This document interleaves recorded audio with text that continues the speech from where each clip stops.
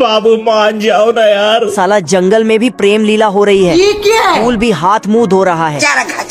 इल्ली की भी सुबह हो गई है और ये रोज सुबह होते ही नहाने लगता है। शर्म करो कि इल्ली रोज नहाता है, लेकिन तुम लोग नहीं। बाकी फूल भी योगा करना शुरू कर देते हैं। इधर ब्यूटी कुमारी भी सुबह सुबह मेकअप पोतने लगती है। पिंकू बेल के तार से गिटार बनाकर वायलिन बजाने लगता है और मस्त सॉन्ग बजाता है। ये सामने वाले बाबा बहुत चिन रहा है। और थोड़ी देर में न्यू ईयर की पार्टी भी शुरू हो जाती है। ब्यूटी कुमारी को ढेर सारे फूल घेर कर नाच रहे थे और ब्यूटी को खींचकर पिंकू के पास ले आते हैं ताकि इनकी सेटिंग हो जाए। मौका देखकर ब्यूटी को फूल का माला पहना देता है। आजा। लेकिन ब्यूटी तुरंत नखरे दिखाकर वहाँ से दबे पांव निकल लेती है। तभी एंट्री होती है विलेन की, जो कि एक श्रापित पेड़ था। तो ब्यूटी का अपहरण करना चाहता था, लेकिन पिंकू ब्यूटी को हटाकर पिंकू इसको लकड़ी करने लगता है। मुर्गियों ने कपड़ा उतारा और नहाने धोने लगी। बत्तख ने सभी को कपड़ा पहनाया और सभी मुर्गों ने ढेर सारे अंडे दिए।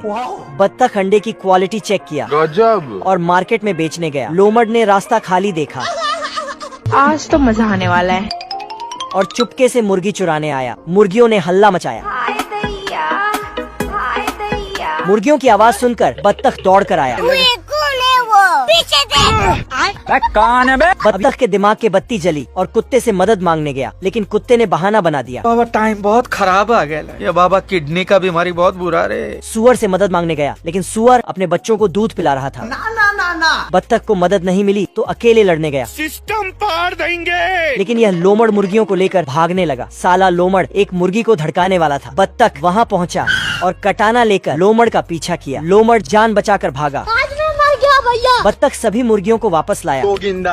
शहर की ब्यूटी कुमारी मुर्गीपुर में स्कर्ट पहनकर कमर लचका कर आती है। ब्यूटी कुमारी इसको देखकर गांव की मुर्गी आश्चर्य हो जाती है और दौड़ कर आती है और घर पे आकर अपनी सभी सहेलियों को उसके बारे में बताती है। सहेली मुर्गा को पीटने के बाद चली जाती है। ये क्या है? इधर शहर की मुर्गी सबको अपनी कंपनी के पेन प्लेट्स बांटती है। अमूल माचो पहन के नाचो। इसमें आर्मी में भर्ती का फार्म था। भर्ती लेने को सभी मुर्गियाँ चली जाती है।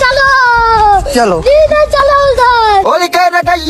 ये मुर्गा सभी मुर्गियों का नाजायज पति था। ये अपनी बीवियों घर में ढूंढता है, लेकिन अभी मुर्गियाँ आर्मी में चली गई है। मेरी औरत कहीं खो गई है, एक मिला गंगाराम महादेव लौंडा लेकर गया साला। सारी मुर्गियाँ घर आकर परेड करने लगती हैं, इसलिए अभी अंडों का ख्याल अकेले मुर्गा को ही करना पड़ता है। क्या करूँ इसका? तो मार भी नहीं सकता। मुर्गा बिल्लाकर अंडों को फेंक देता। अंडे पेड़ से टकरा जाते हैं और टूट जाते हैं। तभी साला अंडों में से बच्चे निकलने लगते हैं। बंद करो हाथ। साला घर में आते ही बाकी बचे अंडे भी फुट जाते हैं। मुर्गे के तो लग गए, अब अकेले संभालेगा कैसे? शिकारी के पोते ने जवान बगुले पर घात लगाया। आजा। लेकिन बगुला था चालाक। साला अपनी अम्मा की चोली पहन कर आया। बहुत पैसा है अपने पास। नाकाम शिकारी ने एक बार फिर फूटी किस्मत आजमाया और भोंपू बजाया। ये देख, बगुले ने भी भोंपू निकाला। बंगाली बाबा का टोटका निकाला और नंगी बगुलियों को पानी में डाला। सुंदर कलियां देख छिछोरे तुरंत टूट पड़े। माल आ गया। डेयरी मिल्क होते हैं बहुत यम्मी। क्या तुम बनोगे मेरे बच्चों की अम्मी? चलो ये क्या है? गोबर वाला दिमाग दौड़ाया और सस्ते सीसीटीवी लगाया। तो रुको जरा। चोर बाजार से चुराए हुए कट्टे निकाला। निशाना चूक गया तो पिचकारी निकाला। पूरा मूड खराब कर दिया। जाना था ना बाबू, 5 मिनट। हाथी छाप बंदूक निकालकर पूरा जोर लगाया। दोबारा गोली डालकर फिर से चलाया। बड़वा ये खरगोश बहुत बड़ा सोना बेचने को लाता है, लेकिन साला इसको 2 गाजर देकर भेज देता है। इधर ये मुच्छड़ आदमी बोलता है कि इसने ये सोना कहाँ से लाया। मैं नहीं बताऊंगा। फिर मुच्छड़ इसका पीछा करता, तभी खरगोश को झटका लगता है। बाप रे। उसके बाद वहाँ गड्ढे करने लगता तो उसे एक छोटा सा सोना मिलता। क्या करूँ मैं इसका? डायलॉग मार के फेंक देता है। इधर मुच्छड़ आदमी खरगोश से हाथ मिला के इसको बहला फुसला के पूछने लगता कि ये सोना कैसे ढूंढते हो। अब देख तू। आदमी को पहाड़ के ऊपर ले आता है और झटके लगने का नाटक करने लगता है। भैया फिर बोलता चलो यहाँ गड्ढा करो, यहीं पे सोना निकलेगा। सिस्टम पार देंगे। बहुत बड़ा गड्ढा करने बाद भी कुछ नहीं मिलता है तो साला खरगोश को पत्थर मारने लगता है।